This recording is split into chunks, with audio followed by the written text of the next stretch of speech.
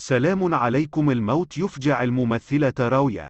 وهذه تفاصيل قبل ما نبدأ. ما تنسوش الإعجاب بالفيديو والاشتراك بالقناة.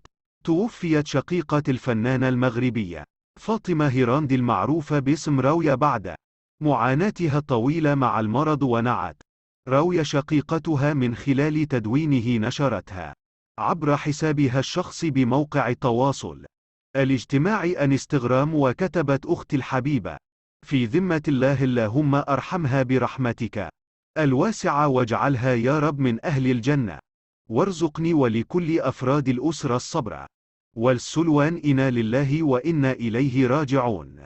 وأثار خبر وفاة شقيقة الفنانة راوية تعاطفا كبيرا داخل مواقع التواصل الاجتماعي، وسبق للفنانة المغربية أن عبرت عن تعلقها الكبير بشقيقتها، مشيرة إلى أنها رفضت الزواج بحكم اهتمامها بوالدتها وبالراحلة التي كانت تعاني من إعاقة تشل حركتها. إنا لله وإنا إليه راجعون. نشكركم على حسن المتابعة.